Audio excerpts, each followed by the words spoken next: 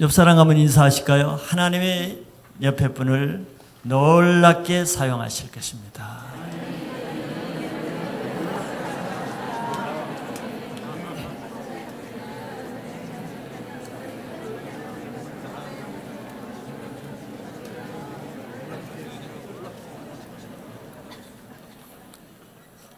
식사들을 좀 다 안 하신 것 같으네요.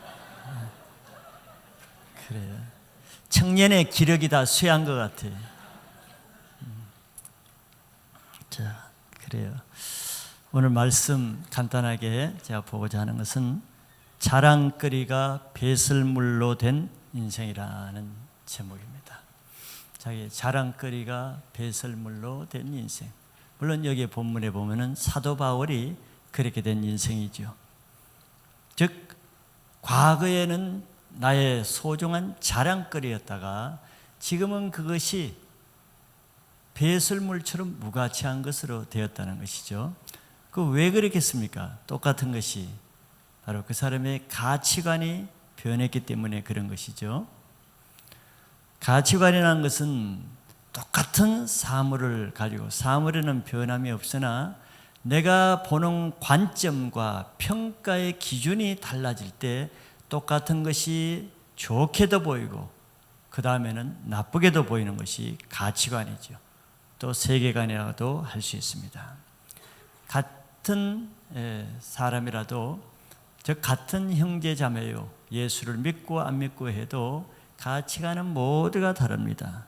왜냐하면 가치관의 형성은 그 사람이 지금까지 살아오면서 배워온 지식, 가정에서든 학교에서든 또 직장에서든 친구로부터든 세상으로부터든 매스미디어나 인터넷으로부터 들은 지식과 자기의 경험에 의해서 가치관은 형성되죠.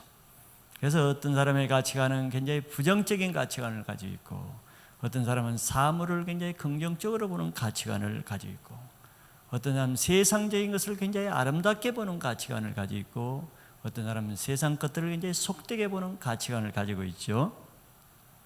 잘못된 가치관은 잘못된 지식에 의해서 거짓된 경험을 함으로 잘못된 가치관을 가지게 됩니다. 그 결과는 잘못된 인성으로 빠지게 되죠. 바울은 태어나기는 굉장히 경건한 청결한 양심을 가지고 조상을 섬기는 그런 가정에서 태어났으나 그는 잘못된 지식, 즉 같은 성경을 가지고도 율법주의적으로 성경을 가리키는 바리새파의 거두인 가말리엘 문화에서 신학을 하므로 그는 자신은 가장 바른 신앙, 또 바른 인생을 산다고 확신하고 있는 청년 바리새인 중에 바리새인이었지만 그러나 그가 그렇게 된 것은 잘못된 성경관, 잘못된 율법관, 잘못된 신앙관, 즉 잘못된 가치관에 의해서 그렇게 된 것이죠. 그 결과 그는 예수를 믿는 사람을 핍박해서 옥에 가두고 예수 그리스도를 핍박하는 자로 살 수밖에 없었어요. 얼마나 아이러니컬합니까? 하나님을 가장 잘 믿는다 그랬는데 실제 그 사람은 하나님의 아들인 구세주인 예수를 핍박하는 삶을 실제로 사는 거예요. 왜? 가치관의 잘못으로 그렇게 된 것이죠.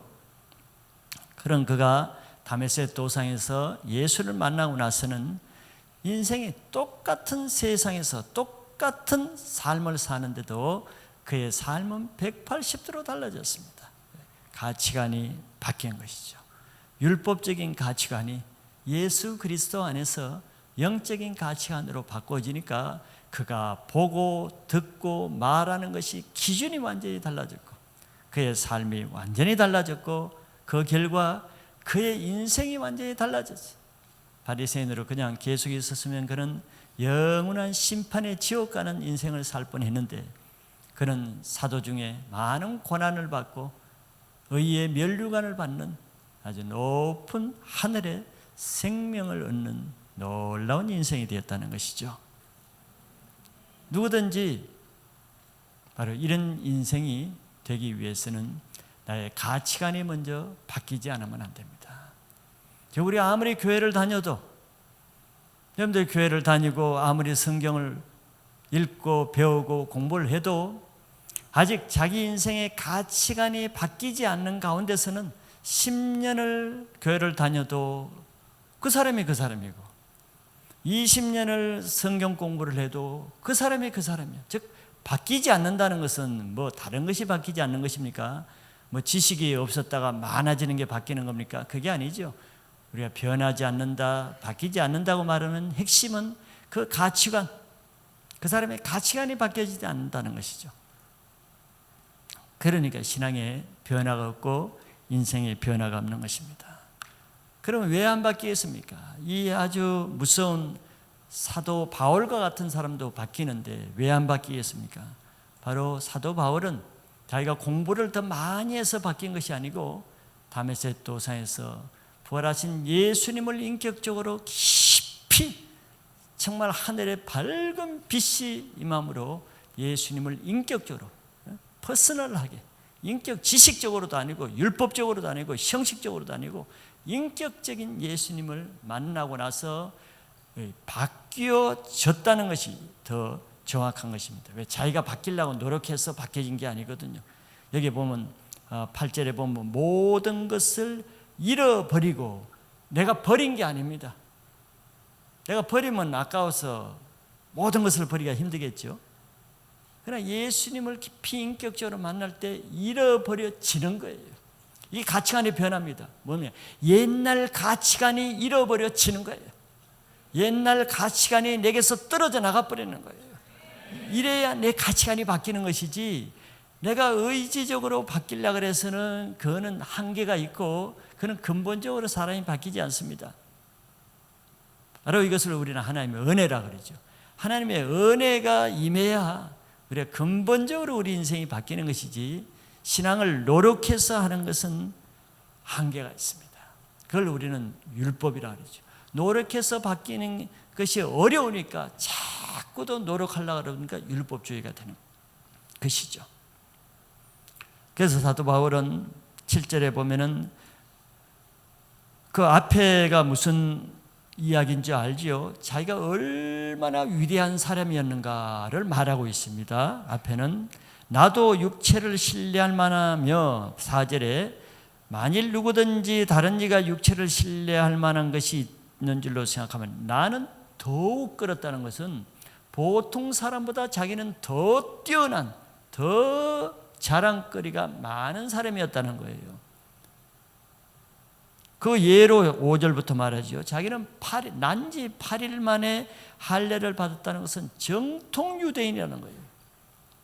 그리고 이스라엘 족속이요 베냐민 지파요 히브리인 중에 히브리인이요 율법으로는 바리새인이요 열심으로는 교회를 박해하고 율법의 의로는 흠이 없는 자라. 이보다 더 어떻게 그때 당시 2000년 전에 유대 사회에서 이보다 더 거룩해지고 이보다 더 신앙이 좋을 수는 없는 거예요. 나는 더욱 그렇다 그랬으니까 얼마나 자랑거리가 많습니까? 이거를 왜 버려요? 평생 동안 이런 지혜에 오기 위해서 율법을 배우고 성경을 배우고 청결하게 하나님을 섬겨왔는데 바울로서는 못 버리죠. 왜 버립니까? 그걸 버리지 않기 위해서 예수를 핍박한 것이죠. 그런데 7절에 와서는 그러나 하면서 바울이 어떻게 그 자기 가치관이 바뀌었는가를 말하고 있습니다. 무엇이든지 내게 유익하던 것을 유익하던 게 그게 바로 5절에 나온 것들이에요. 얼마나 유익한 거예요. 유대 사회에서는 이스라엘 사회에서는 최고 대우를 받을 만한 조건들이거든요. 그런 유익하던 것을 그리스도를 위하여 다 해로 여길 뿐더러 세상을 위해서는 굉장히 유익한 것인데 그리스도를 만나고 보니까 예수를 만나기 전까지는 이것이 굉장히 유익했는데 예수 그리스도를 만나고 보니까 이것이 다 예수를 믿는 데는 다 해로운 것이야. 방해거리가 돼. 회방거리가 돼. 걸림돌이 돼. 다 해로 여겼단 말이야. 놀라운 일이죠. 가치관이 바뀐, 눈이 바뀐 것이죠.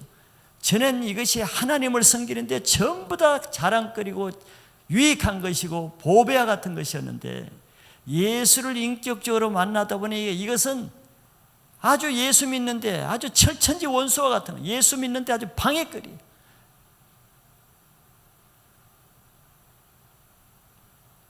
예수를 인격적으로 만나기 전에는 사람들이 내가 신학을 공부한 거, 뭐 제자 훈련을 받은 거, 모태신앙인 거, 주일학교 때부터 다닌 거, 성경 암송한 거, 성경 통독한 거, 이것이 다 아주 유익한 것이 유익한 것. 그런데 그 유익이 여러분들 실제로 예수를 만났는데 무슨 도움을 줬어요? 한번 양심껏 한번 보라고. 예수를 인격적으로 만나는 데는 다 방해거리예요. 우리 교회도 신학을 나오고 전도사, 목사님들 들어있죠. 평신도로. 이 사람들이 다 거의 대부분 신앙이 잘 안 자랍니다. 아직까지 눈이 안 봐. 아직까지 그 신학을 자랑거리로 가지고 있어. 아직까지 내가 과거에 신앙한 거, 내가 사역한 거, 이걸 자랑거리가 되고 있어. 그것이 자랑거리가 되는 이상은 아직 그 사람 바뀌지 않습니다. 자랑거리, 사도 바울이 뭐래요? 나는 더욱 그러하다. 그래서 더욱 그러하다. 근데 내가 예수를 만나보니까, 자기가 예수를 만나보니까 그런 것들은 다 해로운 것이더라는 거예요. 신앙을 해로운 것이. 젊은이들이니까 내가 여기 부담 없이 얘기하지만, 다른 교회 권사 장로 하신 분들이 우리 교회에 와서 신앙하는데 도움이 돼요? 딴 데 가서 말하지 말고 여러분도 알고 있어요. 도움이 안 되는 게 너무 많아요. 그것이 방해거리야. 여기서 신앙을 하고 신앙을 자라가는데 실제 증거가 나타나잖아요. 바울도 그랬다니까요. 바울도.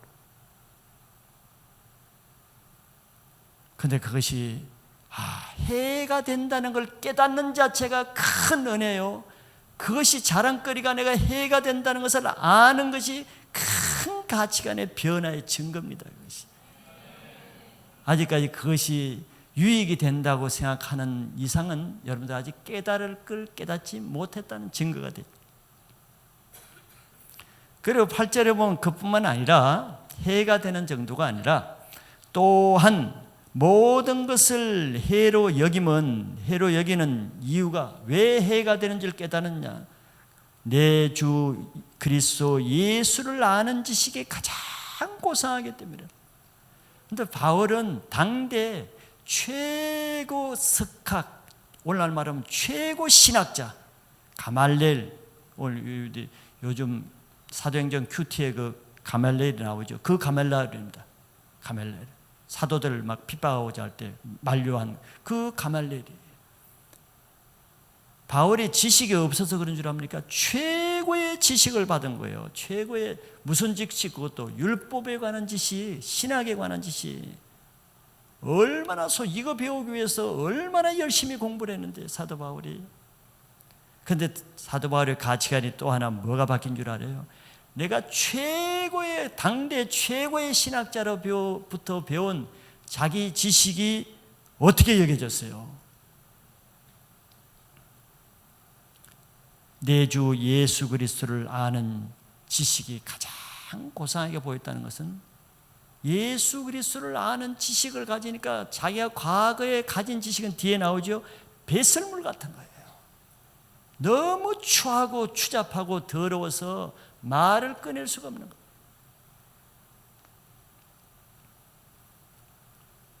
연달아서 내가 그를 위하여 모든 것을 잃어버리고 그랬죠. 잃어버리고. 무슨 강도를 당했습니까? 빼앗겼습니까? 그런 뜻이 아니죠. 자기가 가진 모든 8일 만에 할례 받은 거, 히브리인 중에 히브리인, 바리새인 중에 바리새인, 율법으로는 흠이 없는, 이게 얼마나 보배 같은 거예요. 이거 누가 뺏어갔습니까? 아니요, 그대로 있어. 그대로 있죠. 남들은 그대로 인정해줘. 단지 바울 자신은 그것을 인정할 수가 없어요. 바울 자신에는 그것을 이제 잃어버린 존재. 그는 배설물처럼 아무 쓸모가 없어요. 그리고 자기의 고상한 것을, 모든 것을 잃어버리고 배설물로 여기면 쓰레기보다, 오물보다 더 못하게 여긴 거예요. 그리스도를 얻고 그 안에서 발견되려 함이니. 그리스도라는 이 보배, 복음이라는 이 지식, 이 가치를 얻고 나니까 사도 바울이 그 외에는 다 배설물처럼 보이는 거예요. 어떻게 이렇게 놀라운 가치관이 바뀔 수가 있겠습니까? 이것이 예수 그리스도의 능력이죠. 어느 스승이 어느 누구가 지식으로 가르쳐서 한 사람을 이렇게 바뀌게 할 수 있겠습니까? 그렇게 할 수 없어요. 예수 그리스도는 이 세상의 가장 큰 능력자인 것이 괴팍한 죄인 중에 교회소인 사도 바울을 한 번 딱 만나줌으로 인해서 그 인생이 영원히 바뀔 정도의 능력으로 역사하셨다는 거예요. 그런 주 예수 그리스도께서 여러분들 한 번의 예배를 통해서 영원히 여러분들의 가치관을 바뀔 수 있다고 믿으면 아멘 해보세요. 그래서 한 번의 예배가 중요하다는 거예요. 한 번 예수를 깊이 인격적으로 만나는 것이 수백 번 예배를 드리면서도 예수를 만나지 못한 그 수많은 예배보다 한 번 예배로 만나는 그런 예배를 들으시길 바라는 거예요. 그러면 여러분들의 인생이 영원히 변하지 않는 인생으로 바뀌게 되는 것이에요. 그러나 수없이 주일학교 때부터 20, 30년 동안 교회에 있으면서도 그 예수님을 인격적으로 만나지 못해서 갈증나고 간질나고 잡힐 듯 잡히지 않고, 예수님의 십자가를 말해도 십자가가 잡히지 않고, 죄사함을 말해도 죄사함이 내 것이 되지 않고, 예수님의 사랑을 말해도 사랑이 느껴질 듯 안 느껴질 듯 감질나는 그것이 왜 그렇겠습니까? 한 번 제대로 그 수많은 예배를 드리면서도 한 번 예수님을 만난 경험이 없기 때문에 그런 현상이 일어나는 거예요. 여러분들 오늘이라도 어느 때라도 한 번 예배를 통해서 예수님을 만나는 은혜를 받으시길 바라요.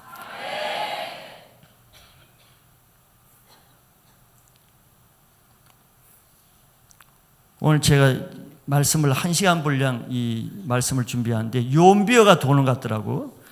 유언비어가 뭐냐 했더니 제 아내가 말씀 전하기 전에 와서 유언비어를 전해주는데, 오늘 예배 말씀은 짧게 하고 무슨 간증을 한다면서요. 그래. 아니 나 말씀 1시간 분량 지금 몇 개 정해놓 왔는데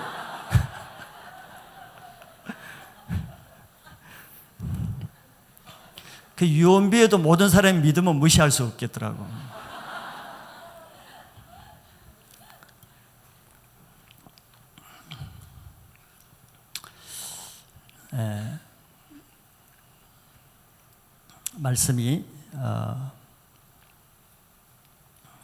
말씀이 우리를 변화시키는데, 이 말씀을 통해서 제가 빌립보서 이 3장 7절, 8절, 9절 이 말씀을 통해서 저도 사도 바울과 같이 제 인생이 변화된 말씀입니다. 그 1977년도 이 말씀을 통해서 제가 바로 사도 바울처럼 예수님을 인격적으로 깊이 만나고 내 인생이 그때로부터 지금까지 변함없이 바뀌게 한 사건이 바로 이 사건이에요. 그래서 뭐 간증이라 그러면 많은 것이 있겠지만 27년 동안 살아왔으니 얼마나 많겠어요. 그걸 다 얘기는 할 수 없고, 사도 바울처럼 제가 예수님을 어떻게 만났는가, 만나고 변화됐는가, 그것만 여러분들에게, 여러분들 청년이니까 저도 청년회 때 예수님 만나서 변화됐어요. 그것만 조금 나누길 원합니다. 저는 원래 예수 안 믿는 가정에서 태어났습니다. 뭐 한국의 많은 가정이 그렇지만 저도 유교적인 가정에서 태어났기 때문에 교회를 가본 적이 고등학교 때, 내 기억으로는 고등학교 때 그 반 친구가 크리스마스 때 신설동 어디 있는 그 교회를 한번 갔다가 실망하고 돌아온, 그거 하고 또 그전에도 있구나. 초등학교 5학년 때인가 서울 처음에 와가지고 동네 친구들이 그때도 성탄절 때 교회 연극하러 가자 그래서 한 두 번 정도 그냥 크리스마스 때 간 기억 외에는 교회에 가본 적이 없습니다. 그리고 엄두도 못 냈고. 그런데 제가 시골에 그대로 살았으면은 뭐 그 가정은 뭐 없지만 제가 예수 믿기가 힘들었을지 모르겠어요. 집안에 그 그 시족 사회 그 문중이 같이 살기 때문에 거기에서는 교회에 나간다는 것은 어림없습니다. 뭐 인간적으로 하나님이 하시면 하겠지만, 근데 하나님의 섭리는 저를 서울로 이사를 오게 해서 그 유교의 가문으로부터 일단은 떠나게 한 것이 하나님의 섭리라고 저는 볼 수 있고, 그래서 대학교 1학년 때 대학을 들어서 저는 대학을 우리 때는 1, 2차가 있는데 1차를 떨어져서 2차를 대학을 안 가려고 시골에 제가 도망가 있었는데 그 우리 아버지가 내 친구와 그냥 해가지고 다 원서를 내놓고 다 해가지고 그 원하지 않는 과에 들어갔어요. 그럼 굉장히 인생의 패배감과 또 낙심과 불만이 가득했죠. 1차에 떨어졌고 내가 원하는 대학을 1차에 왜 떨어졌냐면 수학 문제를 한 문제를 못 풀었어요. 내가 고등학교 때 수학 시간에 맨 한자만 공부했거든. 한 문제만 풀었어도 제가 왜 딴 과목은 제가 거의 퍼펙트하게 했었는데 수학 문제를 한 문제를 못 풀었어요. 그러니까 나는 이제 재수를 해서라도 내가 원하는 대학을 가고자 그랬는데 집에서는 이제 뭐 경제적인 사유 이런 걸로 해서 허락을 안 하니까 강제적으로 2차 그 대학에 그냥 원서를 넣어가지고 들어갔고, 과도 내가 원하지 않는 과에 들어갔고, 그럼 굉장히 젊은 저에게는 이제 하나의 낙심과 상처와 절망과 좌절을 맛보는 그런 상태였어요. 그런데 1학년 때부터 우리 반의 클래스메이트가 계속 전도를 했습니다. 그중에 이제 선교 단체 다니는데 계속 전도를 했지만 저는 유교적인 그것이 매우 강했습니다. 집안으로부터 그런 것을 배워서 어릴 때부터 뭐 천자문 배우고 이런 문화 속에 살았기 때문에, 그래서 그 친구를 굉장히 제가 지금 생각해 보면은 그 아주 대적하면서 많이 그 핍박을 했던 것 같아요. 당연히 뭐 반대를 하고. 그래서 제가 고집이 있기 때문에 1년 동안 나가지 않았습니다. 2학년 때 들어와서도 같은 과니까 계속 전도를 하는 거예요. 아주 뭐 그 과부처럼 나를 따라와서 괴롭혀요. 자기 소원을 풀어달라고. 한 번만 나와야 되는 거, 소원을 들어달라고. 근데 1년 동안 이 거부를 하다 보니까 유교적인 이론으로 내가 기독교를 핍박했는데 성경을 내가 모르니까 한계가 있잖아요. 기독교는 뭐 알아야 핍박을 하는데 이제 미천이 딸려가지고 핍박할 것도 없어. 뭐 그냥 뭐 기독교 교회 나쁘다 뭐 이것만 맨날 하기나 내 처지가 좀 초라하잖아요. 좀 무식한 게 드러나고. 그런데 또 하나는 이 친구가 1년 동안 그렇게 했는데도 나한테 내가 그렇게 참 나쁘게 악하게 많이 말을 했을 텐데도 한 번도 나에게 섭섭한 말이나 나쁘게 대하지 않았어요. 그것이 굉장히 미안하기도 하고 감동이 되었습니다. 어떻게 이런 친구가 있을 수 있냐. 나 같으면 맞대어서 그냥 한번 이렇게 화도 내고 이렇게 할 텐데 한 번도 화를 내지 않고 항상 웃는 얼굴로 와서 나를 전도를 했어요. 그러니까 첫째는 미안한 마음으로 한 번이니까 한 번 나가줘야겠다. 저는 착한 사람이니까 이제 나가줘야겠다는 양심이 있고, 또 한 가지는 내가 성경을 좀 기독교를 배워서 내가 체계적으로 기독교를 좀 비판해야 내 지성인으로서 좀 이렇게 채통이 있으잖아요. 무식하게 자꾸 변론하니까 내가 굉장히 좀 초라해지더라고요.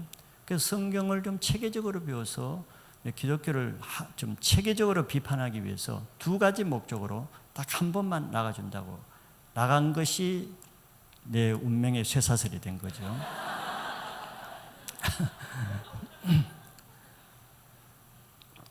1년 반을 나를 설득해서 그렇게 나간 겁니다. 그 친구가 참 끈질기죠. 이제 포기하지 않고. 그런 한 형제가 있었기 때문에 저 같은 사람이 예수를 믿을 수 있는 것입니다.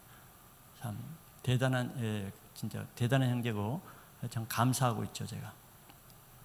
그래서 나가서 자매와 창세기를 1:1로 공부를 하는데, 창세기 교재를 가지고 창세기 공부가 도저히 너무 허무맹랑한 것 같은 거예요.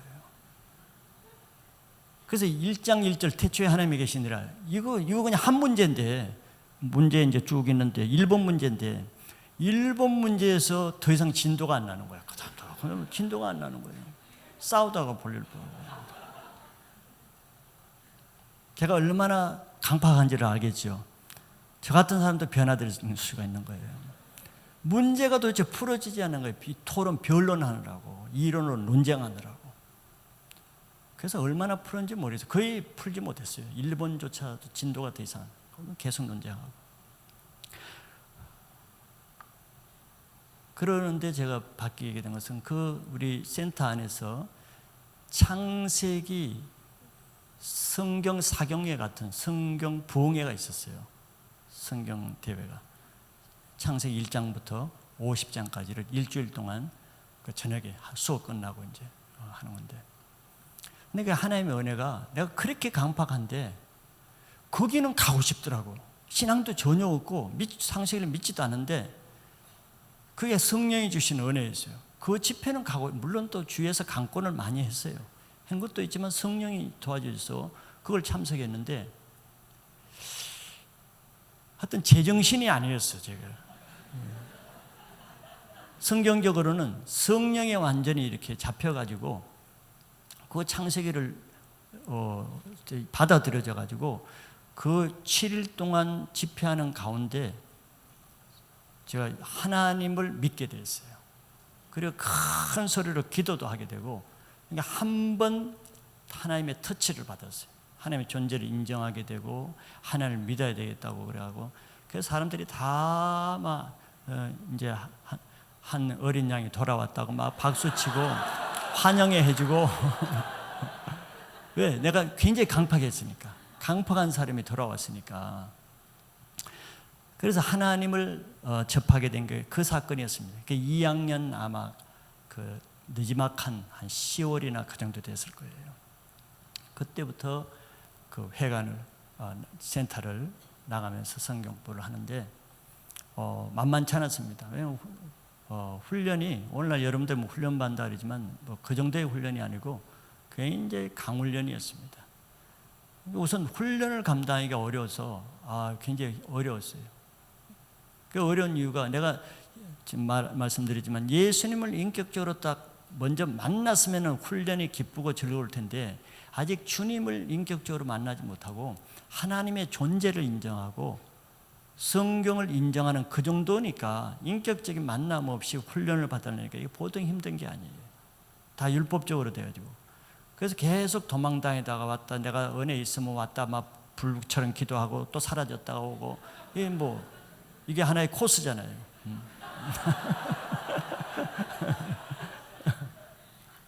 그렇게 하다가 4학년 때 되어서는 그 신앙을 제가 지키지 못했습니다. 그러니까 1년 동안 하면서도 왔다 갔다 많이 하고 4학년 때 대해서는 거의 신앙이 없어요. 근데 그때는 안 나오면은 쳐들어오는 시기니까 그냥 막 밤 12시에도 집에, 그때 통행금지가 있는 시대가, 12시 되면 통행금지가 있는 시대였습니다. 그 찾아와가지고 가족들을 괴롭히고 막 계속 초인종을 누르니까 밤 12시에 모임이 안 나오면은 어디 도망갈 수도 없어요. 왜? 학교 가면은 학교 맨날 그 친구 만나지. 그러면 우리 이제 캠퍼스가 요 강의실 교문을 딱 들어가면은 도서관으로 해서 조금 돌아가는 길이 있고 내 강의실 바로 가는 길이 있는데, 캠퍼스가 이 교문이 거의 한 곳에 있기 때문에 만나게 돼 있어. 학생들이 10,000명 돼도.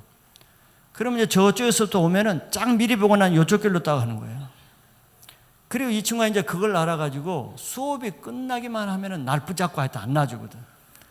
그러니까 나는 이제 미리 이 친구가, 문이 교수님이 들어오신 요 앞문하고 학생들은 뒷문이 있어요. 그래서 늦게 가지고 그 친구가 어디 앉았는가를 내가 쫙 봐요.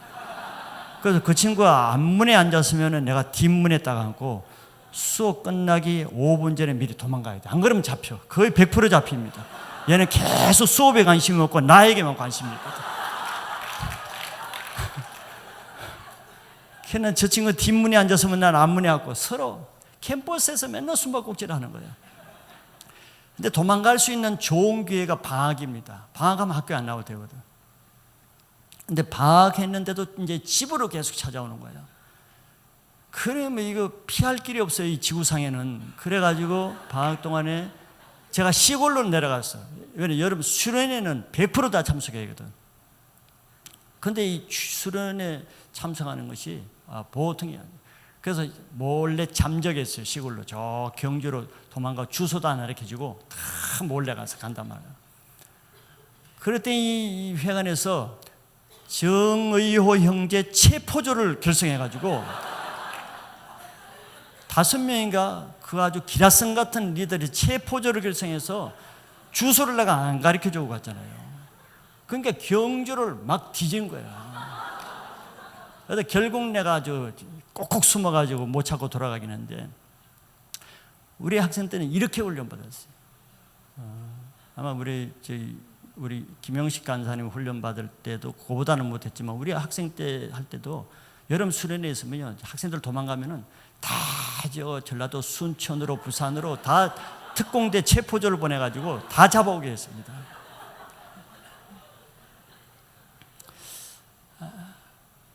그래서 이런 완전히 스파르타식의 군대에서는 훈련받는 것이 너무 힘들어서 제가 그냥 도망가다시피 졸업을 하자마자 하고 군에를 갔습니다. 도피처로. 군대야 못 찾아오겠지. 총칼로 다 무장하고 있는데 쟤들 어떻게 찾아와. 그래서 군대를 갔더니 계속 이제 편지를 보내는 거예요. 편지를.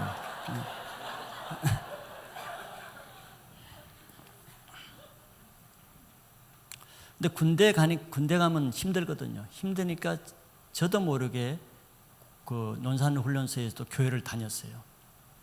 하나 배웠는데, 근데 뭐 뜨거운 신앙은 없고. 그러다가 그 다음에 이 회관에 여름 수련회가 있었어요. 여름 수련회는 하여튼 뭐 아까 체포조를 할 정도로 군대에 있든 어디 있든 뭐 미국에 있든 아프리카에 있든 다 잡아가지고 참석하는 게 사명이야. 리더들의 사명. 못 참석하면 그 이제 벌 받아야 돼. 어린 양을 잃어버렸다 해가지고.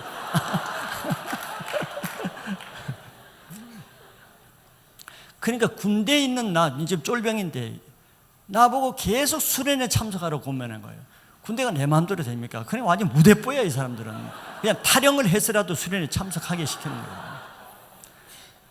그냥 참석하는 것을 기정사실로 하고, 참석하기 위해서는 그때가 이제 빌립보서 수련을 했기 때문에, 그러면 그 전에 빌립보서를 준비 공부를 미리 시킵니다. 그래서 문제지를 만들어요. 만들어가지고 이제 그 회관에서 만드는데, 나도 군대에 있지만 수련회 참석하는 걸 기정사실로 해서 너 오기 전까지 문제 풀고 와라는 거야. 군대에서. 그래서 그 문제지를 보내줬어요. 누가 보냈냐면 제가 창세기 1:1로 한 그 교대 자매님이 끝까지 자기 양은 끝까지 책임져야 되니까 그거 보내준 거예요. 말도 안 되는 소리지. 하여튼 이런 무대뽀를 하는데, 근데 하나님이 그런 것도 다 쓰셔. 거기서 제가 놀라운 역사가 일어난 거거든요. 나는 그때만 해도 빌립보서가 성경에 어디 있는지를 모르는 그런 수준이었습니다. 겨우 내가 창세기 요한복음 정도만 알지 성경도 뭐가 있는지 모르는 시대예요. 또 서신서잖아요. 그 빌립보서 왔는데 이걸 내가 어떻게 알겠어. 근데 이거는 문제만 딱 나와 있는 거거든. 답이 있는 게 아니고 이걸 다 풀어오라는 거예요. 수양회기 전까지. 괘씸하기도 하고 이거 너무 얼토당토하잖아요. 그런데 하나님이 어떻게 역사하냐면 그 여름 방학 때 저를 내무반에서 파견 근무를 하게 했어요. RNTC라고 옛날 교대 출신들이 있습니까? 교대생들은 2년제 때, 그때는 교대가 2년이었습니다. 2년 국비로 하는데 군회를 면제해 줬어요. 요즘도 그렇습니까? 네, 군회를 안 가는 대신에 방학 동안에 병영 군회 안에 들어와서 한 달인가 6주 동안 훈련을 받게 했습니다. 현역병영에서. 근데 그것으로 제가 파견이 된 거예요. 그 훈련 2개월 동안에. 그 파견되면 내무반 생활을 안 하기 때문에 군대 생활이 조금 자유롭거든요. 그 훈련만 끝나면 저녁 시간은 내무급렬이었기 때문에 4시간입니다. 하나님이 절묘한 타이밍에 저를 먼저 골로 파견을 나게 했어요. 나하고 또 한 명, 두 사람이니까 아무 터치 없어. 그러니까 빌립보서 문제만 풀렸는데 내가 풀 마음만 있으면 이 풀 수가 있어요. 내어반 생활하면 어림도 없죠. 여러분들 아시겠지만 어림도 없습니다. 근데 파견을 나왔기 때문에 내가 한번 풀려면 풀 시간은 저녁 때는 내가 자유니까 할 수가 있어요. 근데 성경을 찾아보니까 군대에는 그 조그만 손바닥만한 기도원 성경이 있죠. 저 신약만한 거. 그거밖에 없어요. 군대는. 근데 그걸 가지고 1장부터 내가 풀기 시작한 거죠. 근데 내가 창세기도 못 풀어서 이렇게 싸우다 끝난 난데 이게 풀리겠습니까? 근데 놀라운 일은요, 이게 뭐가 맞는지도 모르잖아요. 나 혼자 성경 가지고 이거 푸는 건데, 근데 다 풀리는 거예요. 이게 엉터리를 풀었는지 뭔지도 몰라도 하여튼 어렵지가 않는 거예요. 이거 굉장히 어려워. 손도 못 대야 되는데 사실은 이게 1장부터 하는데 다 풀리고 깨달아지는 거예요. 내가 이 기도원 성경, 신약 성경 그것만 주석이 있는 것도 아니고 다 깨달아지면서 그 답을 내가 썼거든요. 그 쓰게 되어 있기 때문에 썼어야 된 거예요. 놀라운 일이죠. 그 초신자 중에 초신자가 그 빌립보서 말씀이 다 풀리는 거예요. 그러면서 빌립보서 3장 풀 때 그날 밤이었는데 3장을 푸는데 그때마다 내 마음이 굉장히 강팍한 상태죠. 3장 문제를 푸는데 이 7절, 8절, 9절 이 문제를 푸는데 이제 이 모포를 군대 군용 모포를 따고 이제 엎드려서 이렇게 저 문제를 풀고 있었는데 책상이 없으니까 갑자기 나도 모르게 눈물이 막 쏟아지는 거예요. 내가 슬픈 일이 있는 것도 아니거든. 눈물이 그날 내가 물을 많이 먹은 것도 아니에요. 근데 이제 시편에 다윗이 침상을 적혔다 그러잖아요. 그 말이 조금 이해가 될 정도로 이 모포를 내가 엎드려서 했는데 이 모포에 접은 것이 거의 정말 흥건하게 적실 정도로 거칠 수가 없는 물을 이렇게 비오듯이 물이 쏟아지는 거야. 눈물이. 나는 근데 내 이성으로는 나도 몰라. 왜 그런지 난 몰라. 그냥 육체적인 현상만 눈물이 나오는 거야. 왜 그런지 난 모르겠어. 거칠 수도 없어요. 하염없이 쏟아지는데 그렇게 원통해하면서 설피하면서 눈물이 쏟아지는 거예요. 그냥 이 문제 푸는데 영적인 현상이죠. 그래서 저는 예수님을 깊이 인격적으로 만날 때 미리 말씀드리면 이 말씀의 은사를 통해서 말씀을 통해서 말씀의 은사를 받으면서 말씀을 통해서 예수님을 깊이 만나게 된 거예요. 바로 이 말씀 영어로 하염없이 나오는데 이상한 현상이 일어나니까 깨달을 수가 없었어요. 근데 나중에 깨달은 거지만 요 3장 1절부터 9절까지가 꼭 사도 바울을 향해 나에 대한 말씀이었습니다. 영어로는 정확하게 나에 대한 말씀을 하고 있어요. 사도 바울은 바리새인으로 율법주의에 빠졌지만 나는 그 대신 유교주의에 빠져서 그대로 나에 대한 하는 말이에요. 그러니까 하나님이 그걸 아시죠.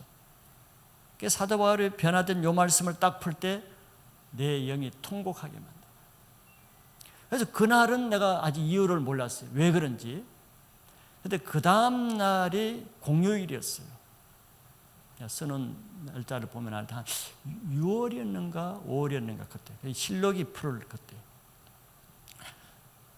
저는 군대에서 거기 있을 때 군대 이 실록이 아주 나무가 좋은데 나와서 이제 글을 쓰는 이 취미가 있었습니다.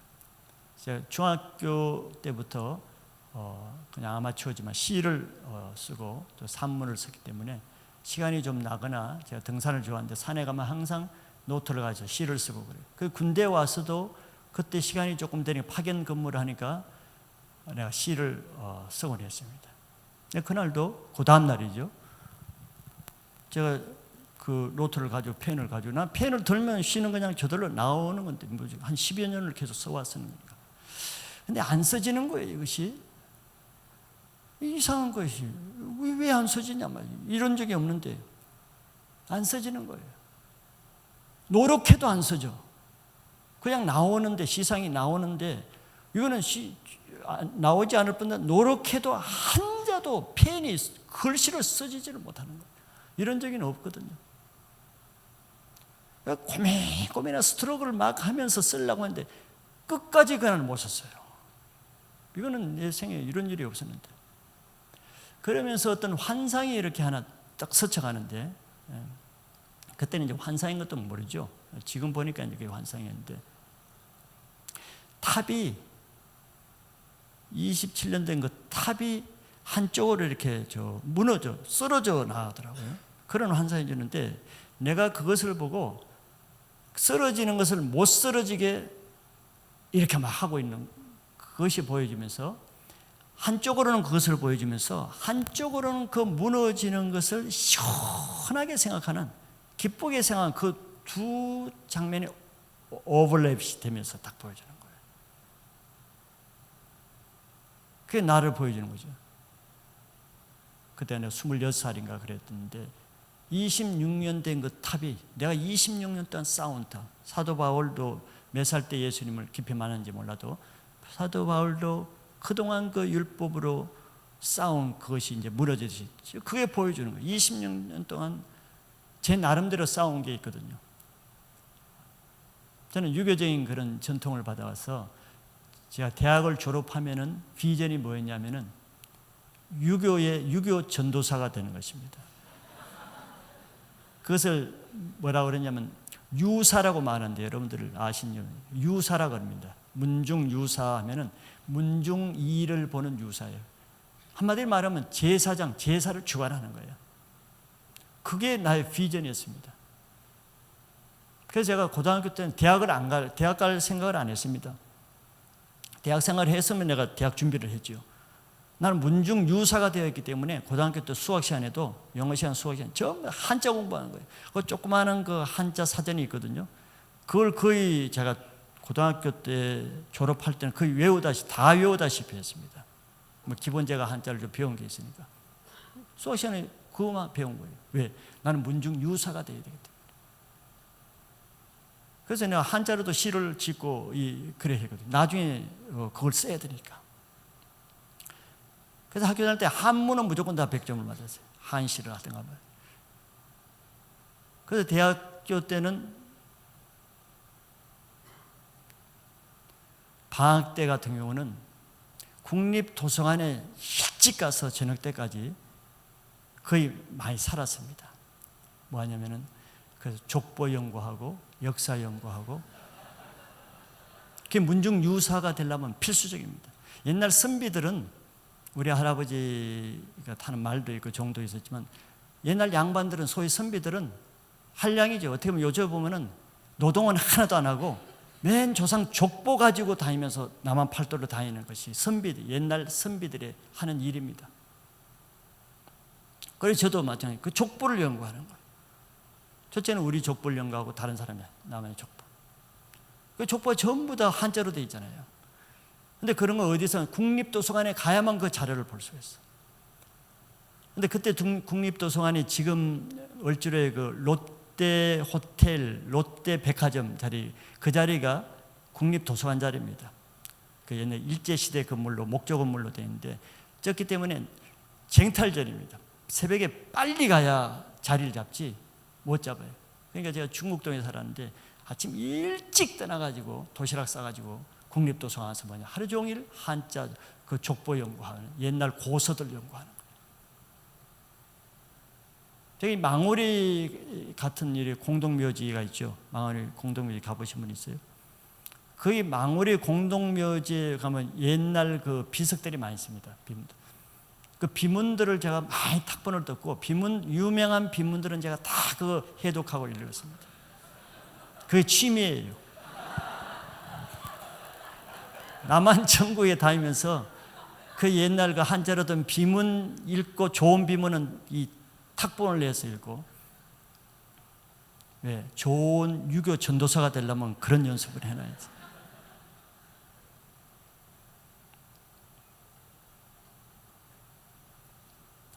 26년 동안 제가 쌓아놓은 것이란 바로 이겁니다.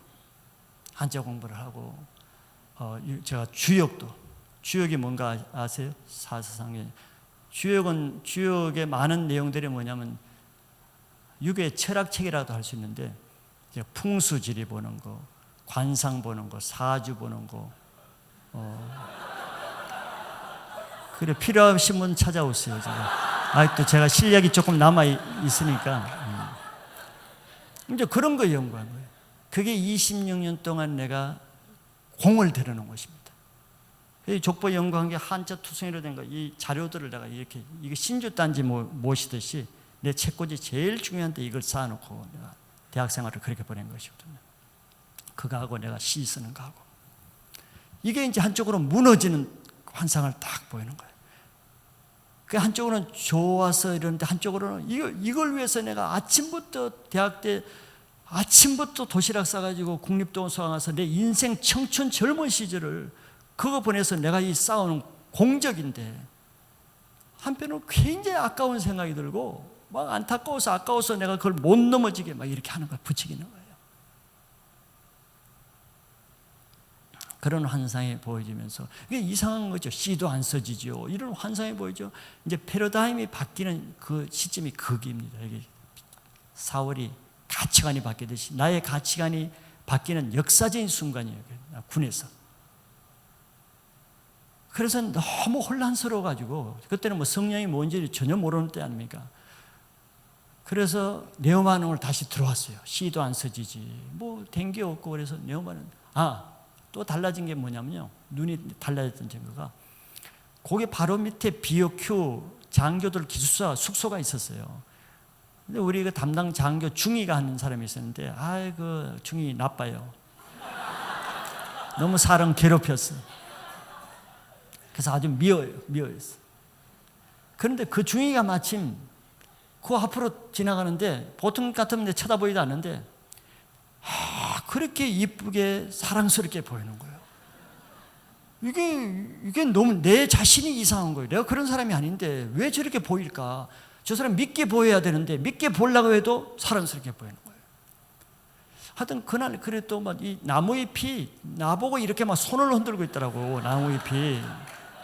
진짜 손을 들고 막 이렇게 하더라고. 나무잎이 5월달인데 아주 새파란데. 그래 그래서 하늘이 세상이 그렇게 새파란 하늘을 그날 처음 봤어요. 그러니까 하루 종일 이상한 일이 많이 일어나가지고 이상하다 하고 숙소로 다시 돌아왔어요. 네오반에 돌아와가지고 뭘 봤느냐면은 내가 쓴 시 쓴 노트를 내가 봤어요. 나는 항상 취미가 뭐냐면 내가 쓴 시를 보면서 내가 감탄하면서 이거 도대체 누가 쓴 거야 이거 어떻게 이런 시를 썼지? 내가 감탄하면서 그 재미로 사는 것이거든. 그래서 너무 마음이 울적하고 그래서 위로받기 위해서 내가 시를 쓰는 것을 그걸 또 이제 보기 위해서 펼쳤어요. 아주 진짜 세상에 아무도 쓸 수 없는 너무너무 고상한 시지. 그래서 그걸 딱 기대하고 딱 읽는데 읽을 수가 없는 거예요. 그런데 그거는 굉장히 충격입니다. 제가 시가 나의 하나의 우상 비슷하게 되어 있는데 내가 쓴 이 그렇게 사랑하고 아름답고 나를 감동케 한 이 시를 읽을 수가 없어요. 그래서 내가 다시 겉장을 봤어요. 이게 내 시집 아닌 것 같아서 다시 봤어요. 그것도 분명히 내 거야. 근데 내 글씨가 맞아. 그러면서 속으로 뭐냐면 이런 쓰레기 같은 시를 도대체 누가 이런 쓰레기 같은 시를 쓰냐. 내 마음이 그렇게 말하고 있더라고. 이런 추잡한 이 글도 아닌 이런 시를 도대체 누가 쓰냐. 이게 내 시인데 내가 내 마음으로 그렇게 말하고 있더라고. 이게 놀라운 일이에요. 그 전날만 해도 이것이 얼마나 감동되는 시였는데 그 하루 사이에 이게 도대체 누가 이딴 시를 썼어. 그 앞에 걸 봐도 마찬가지. 전부 다 시가 여기 난 배설물. 배설물이 뭔 줄 알죠? 배설물처럼 보이는 거야. 그때서야 내가 깨달아지는 게 왜 낮에 그렇게 시를 쓰려고 했는데 써지지 않았는지가 그때 깨달아지는 거죠. 이제 더 이상 그런 배설물 같은 시를 쓸 수가 없는 거예요. 잃어버려지는 거지 내가 버린 게 아니에요. 나 안 쓰겠다 이게 아니에요. 쓸 수가 없어. 같은 사람인데 내가 10여 년 동안 이 시를 써왔는데 똑같은 난데 그렇게 고상하게 보이는 것이 그렇게 더럽게 보이는 거예요.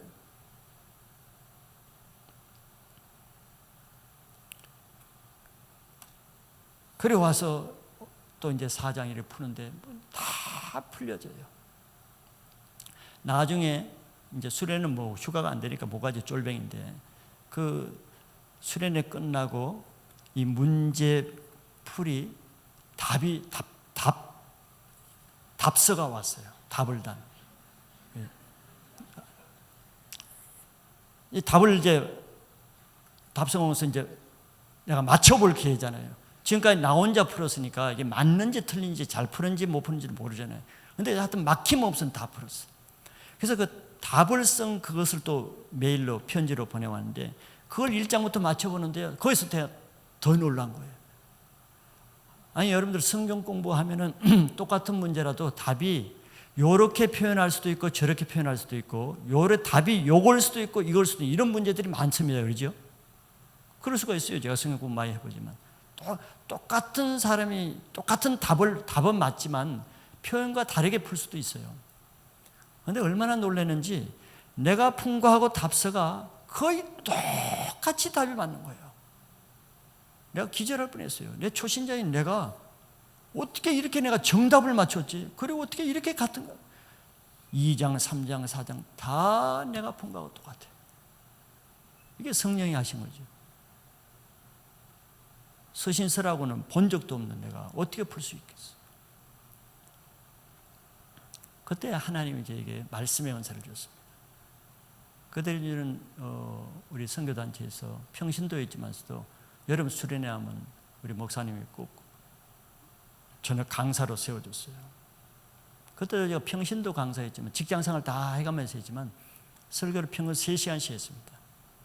우리 처제 말로 하면은 그때 참석해가지고 그냥 내 입에 거품을 품고 설교를 했다는 거야. 제가 뭐 어떻게 할 수 있겠어요? 신학도 안 하는데. 그때 말씀의 은사를 받았습니다. 그리고 그 다음부터는 이제 변화가 일어나는데요. 그 다음부터는 아주 많은 대로 아까 우리 박상시 형제 찬양인들 때도 주님이 느껴지고 주님을 만나는 주님이 막 사모가 되는 거예요. 막 사모가 되면 만나고 싶고 사모가 되는데 그 우리가 연애를 하면은 그 참 만나고 싶은 그 마음보다 더 큰 그 사모함이 막 오는 거예요.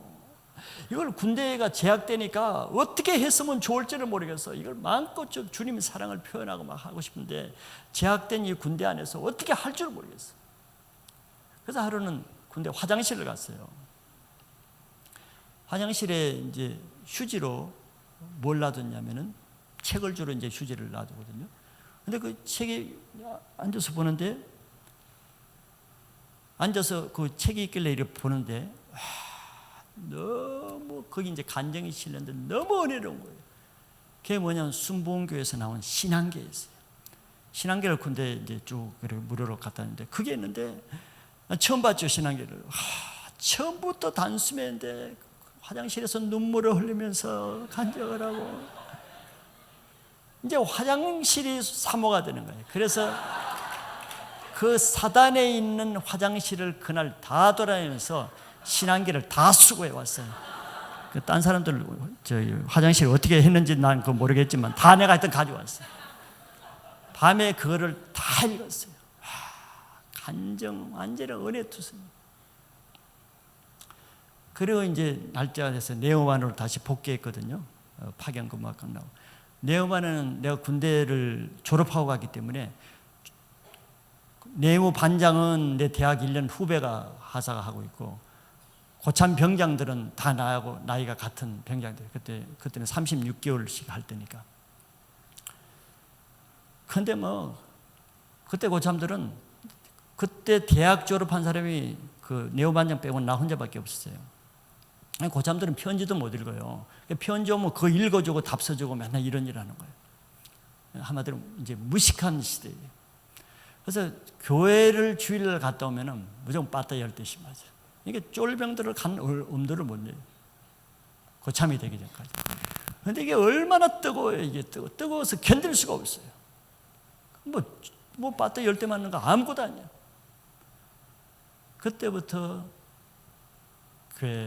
군대 교회를 걸어서 제법 걸리는데 사당교회를 나가면서 교회 가는 날만 기다리는 거예요. 주일날 갔다 빠따 맞으면 여기 히프에 멍이 시퍼렇게 들죠.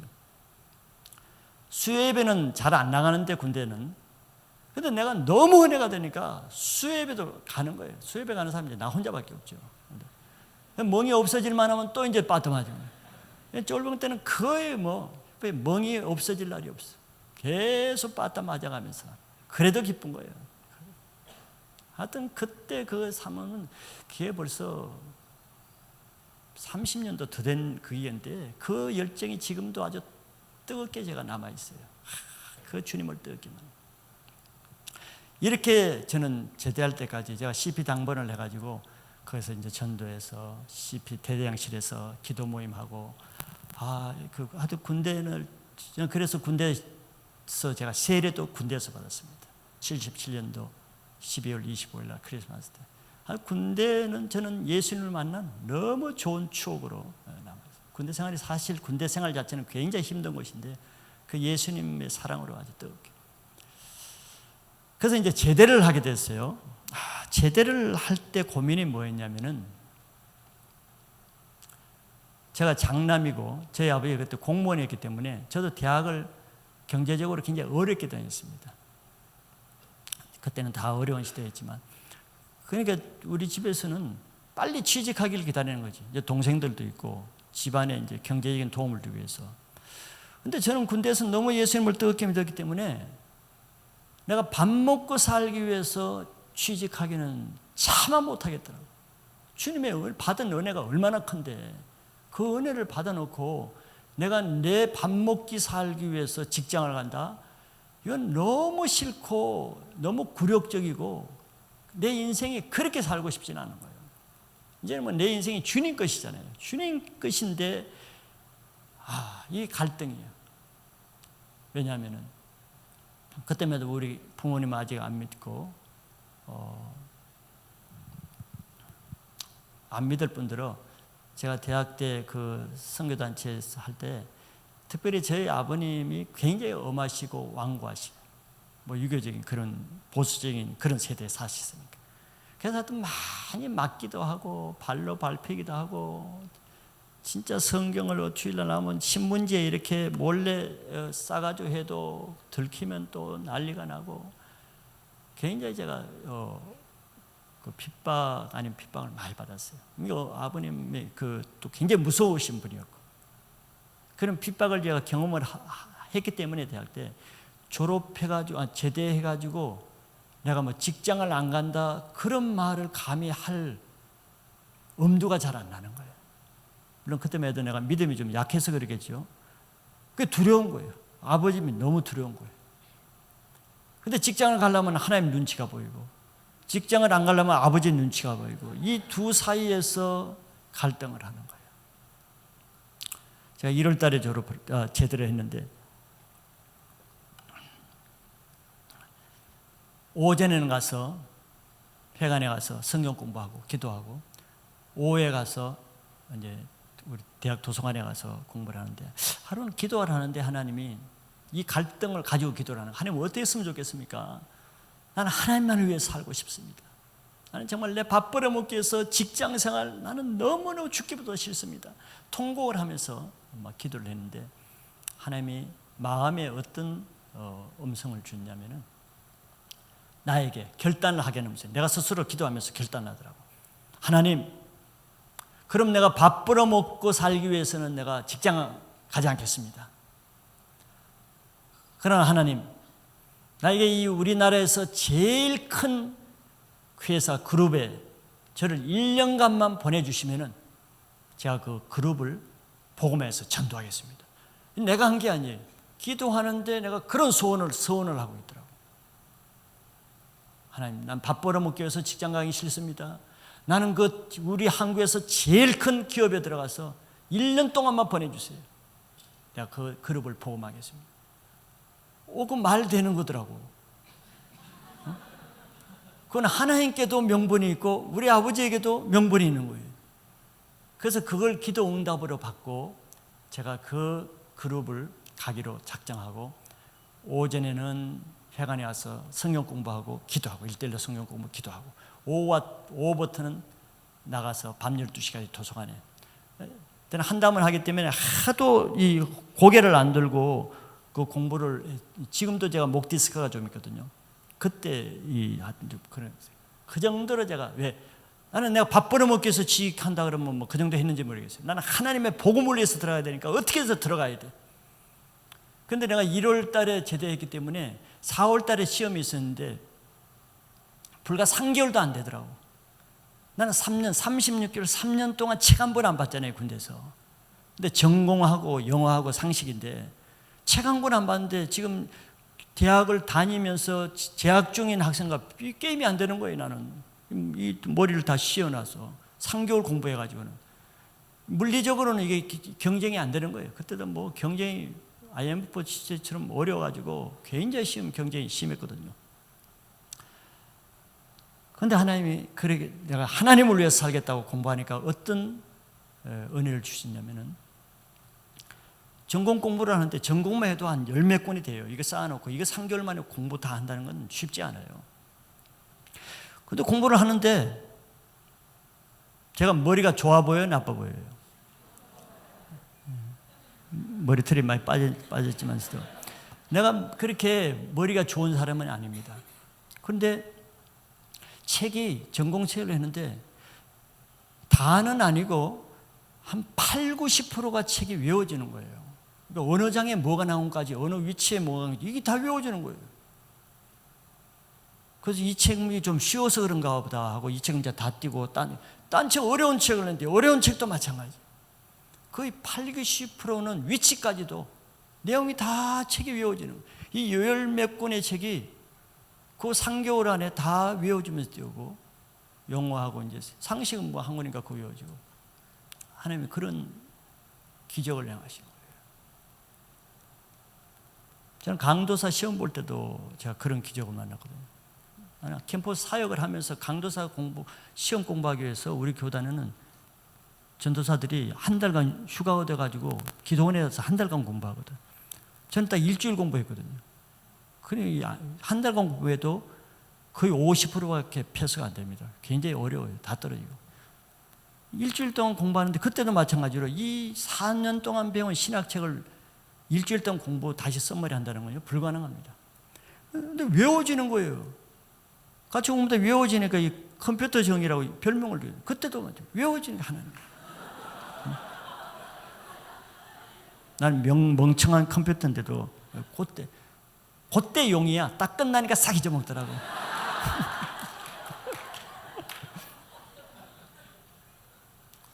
그래서 필기 시험을 하는데 영어는 좀 제가 만족할 못 받지만 그 전공은 거의 퍼펙트하게 다 쓴 거예요. 영어는 그게 뭐 다 외운다고 되는 게 아니니까 영어가 조금 문제를 다 못 풀 정도로 했는데 좀 불안하긴 했는데 거의 퍼펙트하게 맞아야 되는 거거든. 근데 하나님의 긍휼로 패스가 됐어요. 근데 패스가 됐다고 끝나는 것이 아니고 면접이 있습니다. 면접이 더 중요할지도 몰라요. 필기는 뭐 다 잘 보니까 그 가운데 추리는 것은 이제 면접에서 추리는데 면접은 2번 2차에 걸쳐서 봐요. 같은 날에 1차는 회장님이 직접 봅니다. 근데 그때 이 회장님이 소문이 뭐냐면 회장 옆에는 항상 무당이 점쟁이가 옆에 있어서 관상도 보고 한다 이런 것이 다 알려진 사실. 실제로 많은 기업이나 정치인들은 그런 것이 뭐 이게 하나의 전통화되어 있을 정도입니다. 그러니까 얼마나 신입 사원이 면접을 때 그 높으신 이름 맡았던 그 회장 앞에 서니까 저 같은 촌놈이 얼마나 얼겠어요. 그래서 와서 뭘 물어봤는데 지금도 뭐 물었는지 기억도 안 나. 하도 어려 긴장해가지고 횡설수설하고 나왔어요. 면접을 망쳤다는 얘기예요. 이 회장 앞에 면접 망치면 이제 안 되는 거거든. 그럼 횡설수설. 힘이 쭉 빠져서 28층에서 회장실에서 면접 보고 27층 그 밑에서 이제 전문 인사팀 면접이 있어요. 이 사람들은 아주 인사 전문가거든. 심리적으로 다. 자기는 딱 앉아있고 나 여기 앉아 1대1로 딱 보는데 내 그 카드를 보더니 신상면세서 그런 카드를 딱 보더니 기독교라고 내 써놨거든요. 종교란에. 했더니 딱 한마디 묻더라고. 정군 보니까 교회 나가는 것 같은데 우리 회사는 일이 많기 때문에 일요일 날에도 회사를 나와야 될 일이 많이 있을 텐데 정군 그때는 어떻게 하겠는가? 딱 한마디 묻더라고. 이 사람 아주 핵심적인 거 하나를 딱 물었어요. 딴 걸 내가 물었으면 다 뭐 맞췄지. 내가 지금 이 회사를 왜 들어옵니까? 밥 벌어먹기 위해서 내가 들어온 것도 아니고 전도하고자 하는 큰 사명감을 내가 가지고 들어왔으니까 당연히 내가 대답을 어떻게 하겠어요? 나를 믿죠, 여러분들? 나도 나를 믿었어요. 근데 이 사람이 영권이 나보다 센 것 같아. 딱 한마디를 딱 하는데 내가 그 자리에서 딱 일어나서 정중하게 예! 나와야죠.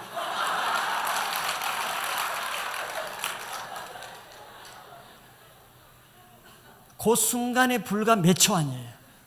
한 3, 4초, 4, 5초도 안 돼. 그 순간이. 내가 4, 5초 뒤에 딱 제정신이 들어요. 내가 지금 무슨 얘기한 거예요? 내가 얘기한 게 아니거든. 그 충격이라는 건 여러분들 말할 수 없어요. 내가 지금 왜 여기 들어오는데, 내 이 그룹을 전도하기 위해서 사명감을 가지고 들어오는데, 첫 질문에 내가 그것도 정중하게 나와야죠. 두 다리에 힘이 쫙 풀리면서 베드로가 깊이 내 형제처럼 들어요.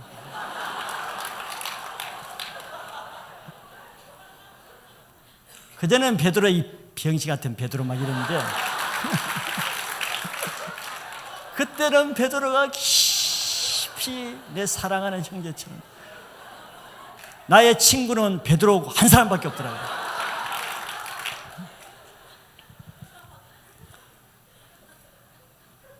(1차) 면접 회장 앞에서 사람 앞에서 망쳤죠. 2차 면접 하나님 앞에서 완전히 망쳤죠. 이제는 뭐 길이 없어요. 길이 없어요. 베드로가 진짜 그때 어땠을까 심령이 깊이 진짜 들어오면서 이제 나쁜 마음으로 이 세상에 없어졌으면 좋겠더라고. 주님 보기 민망해서 숨을 수가 없잖아요. 이 땅에서.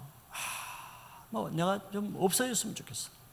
그때 내가 얼마나 복음에 지금 열정이 주님 사랑에 뜨거워져 있을 상태인데 그런 어처구니 없는 순식간에 그것도 그런 실수를 범하고 나니까 그 태평로에서 집에 갈 마음이 안 나요. 어디 뭐 집에 들어가고 이런 마음이 안 나고 내가 그냥 없어졌으면 좋겠어. 사람이 그러니까 방황하고 정말 타락하는 이유가 이해가 되더라고요. 아무 소망이 없어요. 살고 싶은 마음도 없고. 그래서 두 다리에 힘이 쫙 빠져 이제 오후 됐는데 배도 고프고 힘도 없어 그 시청 앞에서 쭉 걸어오면서 얼지로 상가까지 이렇게 걸어. 뭐 내가 계획하고 그런 건 아닌 것 같아요. 그냥 뭐 무심코 이렇게 걸어가서 얼지로 상가에서 오른쪽으로 들어가서 그 영락교회가 있어요. 주일날도 몇 번 가봤기 때문에 영락교회 마침 그때가 이제 저녁 때쯤 됐는데 그날이 마침 금요일 날이어서 금요 철야 예배가 있는 날이었어요. 공교롭게도. 그게 나를 위해서 예배하신 것 같아요. 아니 예배가 시작되기 전에 있지만 나는 미리 가서 그 의자에 앉아서 완전 능랑한처럼 힘이 없어가지고 살 소망이 없어졌어. 살 소망. 그래서 밤새도록 하나님 그래도 은혜로 회개의 은혜를 주셨어요. 밤새도록 회개했습니다. 그게 은혜입니다. 회개한다고 해서 안 되잖아요. 근데 회개의 은혜를 주셨어요.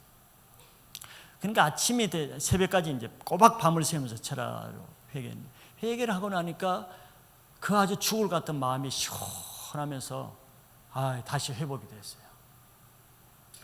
저는 회개의 경험을 몇 번 있습니다. 크게 아주. 그래서 지금 회개의 중요성을 제가 알거든요. 그때 그 깊은 회개를 통해서 그 아주 죽을 것 같은 삶에서 하나님이 다시 나를 회복시켜서 그래서 나는 이제 기대를 안 했어요. 뭐 필기시험에도 영어도 잘 못했고 면접, 그 중요한 면접 회장 앞에서 뭐 또 다 망쳤고 기대를 안 했는데 나중에 합격 통지서가 딱 왔어요.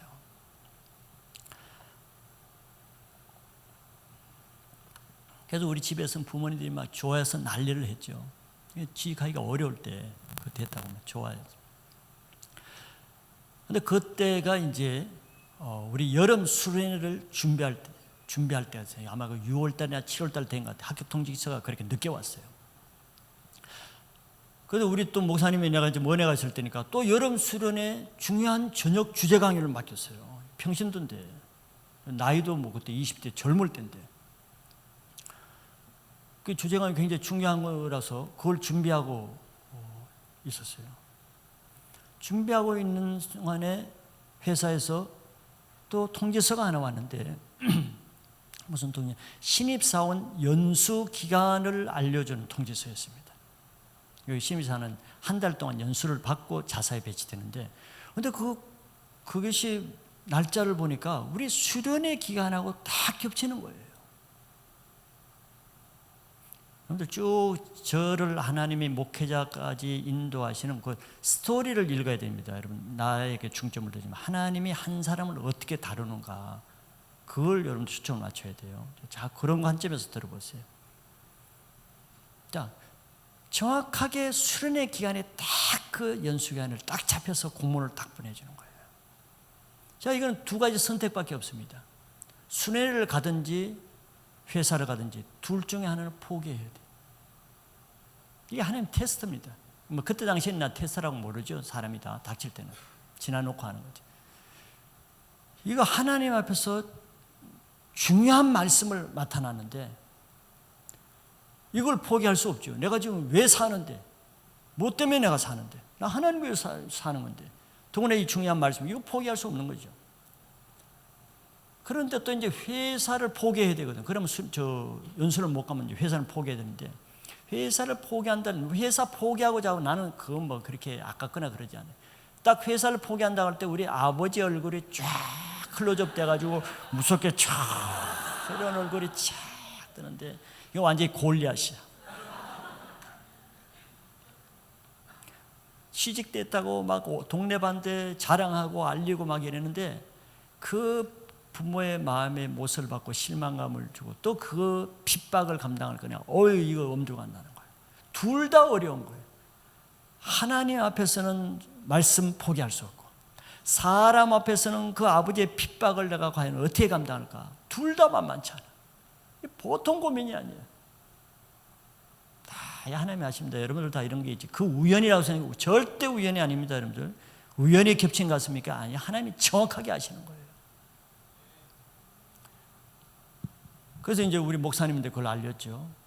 그걸 기도해보라고 해서 기도했는데 이제 수련의 날짜가 다가오는 거예요. 빨리 선택을 결정을 해야 돼 이제. 그래서 우리 목사님 어디서 그러더라고. 너 빨리 결정을 하라. 참 이것도 시험이었어요. 그냥 우리 목사님이 너 직장 포기하고 수련회 가라. 이러면 편하잖아요. 결정하기가. 그러면 내 책임 아니고 나중에 잘못되면 목사님 책임지라고 이렇게 따질 수도 있잖아요. 근데 목사님 뭐라고 말씀하시냐면 뭐 이래라 말 안 하고 너 빨리 결정해라 이러는 거예요. 이게 더 어려운 거예요. 네가 책임지고 알아서 하라는 거죠. 그래서 기도를 하고 내가 뭐 그때는 은혜가 있을 때니까 목사님 저 뭐 회사 포기하겠습니다. 나 수련만. 그러면서 뭐라 하냐면 너 빨리 결정을 해야 네가 말씀 못 전하면 딴 사람을 빨리 시켜야 되니까 너 빨리 해야지. 딴 사람 말씀 준비할 기한을 줘야 된다. 이렇게 더 축복해서 내가 그 다음 날 가서 목사님한테 내 수련회 말씀 전하겠습니다. 직장 포기했습니다. 담대하게 얘기했어요. 그러나 우리 부모님한테는 차마 내가 용기가 안 나서 그 얘기를 못 드리고 그냥 숨기고 있었어요. 차마 그 얘기를 못 드리고. 그러면 내가 살아남지를 못할 것 같더라고요. 내가 살아야 우선 보험도 전할 거 아니에요. 용기가 안 나서 얘기를 못 드리고 그리고 있었어요. 그러니까 말씀을 준비하는데 얼마나 마음이 찹찹하겠어요. 이제 며칠 안에 찹찹한데. 그러면서 별 생각이 다 나죠. 유혹이 별 생각이 다 나죠. 아브라함, 이삭들 별 생각이 다 나는 거예요. 유혹이. 다시 번복할까? 아니면 회사 찾아가서 좀 사정을 해볼까? 이 얄팍한 꼼수가 자꾸 생각이 나는 거예요. 근데 수련회 가기 2, 3일 남겨놓고 회사로부터 다시 공문이 하나 다 왔어요. 이 공문은 그때는 전화 시스템이 별로 없어서 주로 전보로, 급한 건 전보로 쳤습니다. 전보야 이게. 우편물이 아니고. 급하다는 얘기죠. 전보에 딱 내용이 뭐냐면 첫 줄이 뭐냐면은 입사 사원 여러분들께 대단히 죄송한 말씀을 알려드립니다. 내가 지금 회사에 죄송한 마음을 가지고 있거든요. 못 들어가지고. 그래서 이제 좀 이 사정에서 사바사바 좀 빌까 하고 이런 생각을 딱 하고 있는데 하나님이 그걸 다 보신 것 같아요. 딱 보시고 하나님이 회사로부터 공문을 땄는데 지가 나한테 먼저 죄송하단 말을 첫 마디에 탁 하는 거예요. 진짜 멋진 하나님이죠. 나는 그걸 보는데요, 진짜 소름이 끼치죠. 왜? 내가 만약에 그 한순간에 내가 직장 가기 위해서 예를 들어 그런 꼼수가 뭐냐면 수련은 올해뿐만 아니라 내년도 있고 주님 오실 때까지 계속 수련회 있잖아요.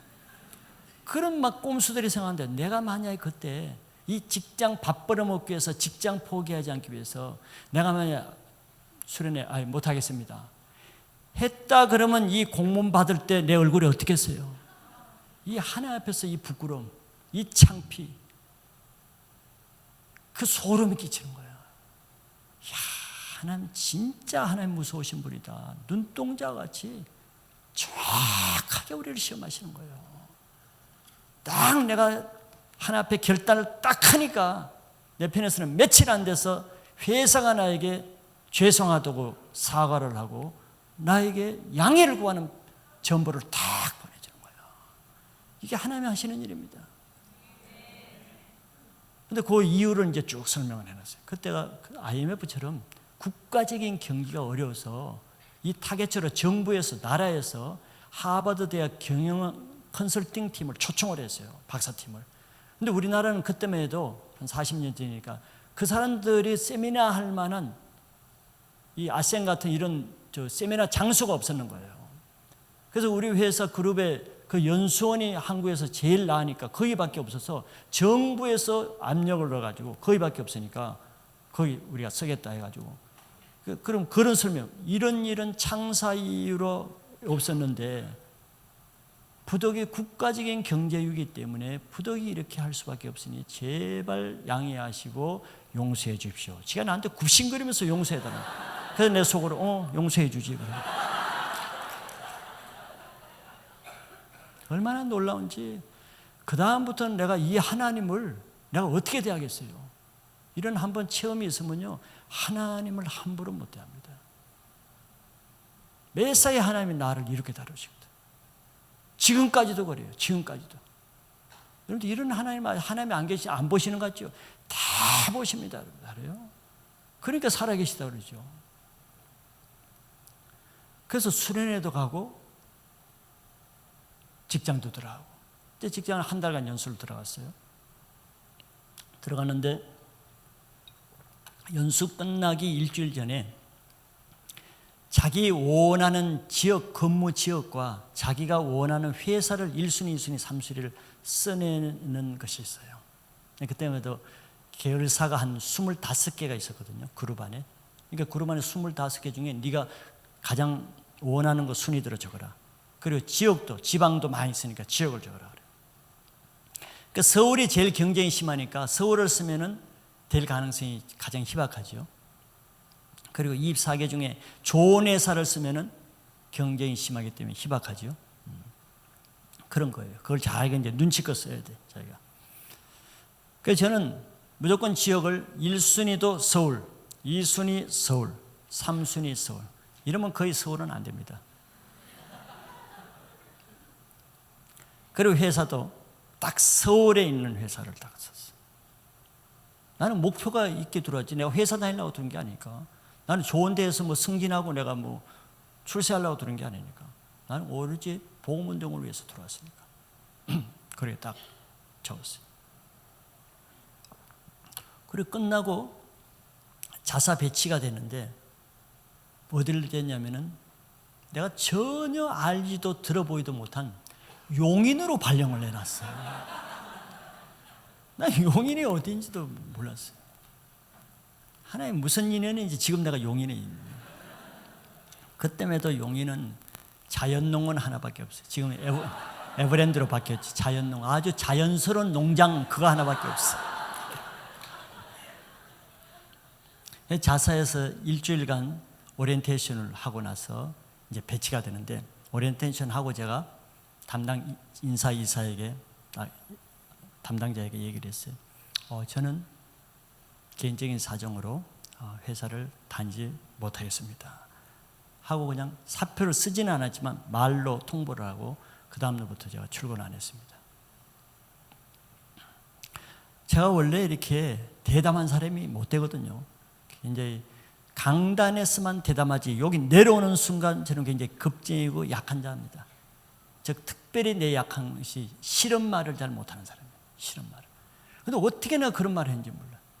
못 다니겠습니다. 나와서 며칠 안 갔더니 인사 담당자가 전화가 왔어요.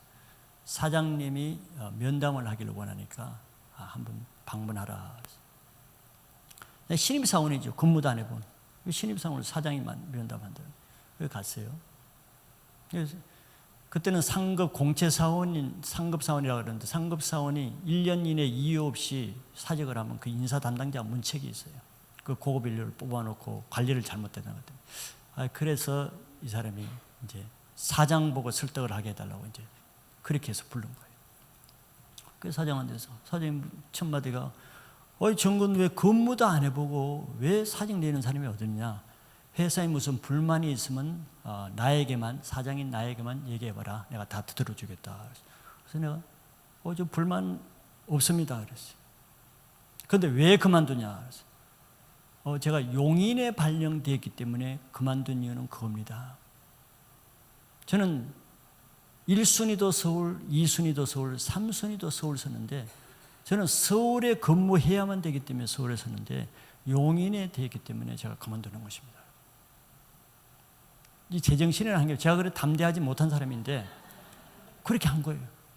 이 사장 앞에 신입사원이 뭐 말이나 제대로 하겠어요? 그러면 그 사람이 또 묻는 거예요. 그럼 왜 서울에만 되고 용인이면 안 되느냐? 네, 저는 직장에 들어올 때부터 내가 신앙을 지키기 위해서 직장을 들어온 것이지, 내가 직장을 위해서 내 신앙을 포기하면서까지 직장을 다니고 싶지는 않습니다. 그런데 내가 서울에 있어야 신앙생활을 하고 용인에 가면은 내가 신앙생활을 못하기 때문에 그렇습니다. 분명히 대답을 했어요. 담대하게. 그러면 사장님도 그러더라고요. 그런 문제라면 내 문제만 걱정하지 말게. 내가 그런 문제라면 도와주겠다. 왜냐하면 용인에도 교회가 많이 있기 때문에 내가 주일날, 일요일날 교회 가는 거 보장해 주겠다는 거예요. 그래서 내가 또 담대하게 얘기했어요.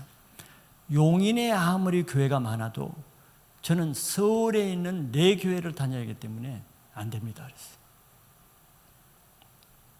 그러니까 이분은 불교신자거든요. 불교신자니까 이해를 못하지.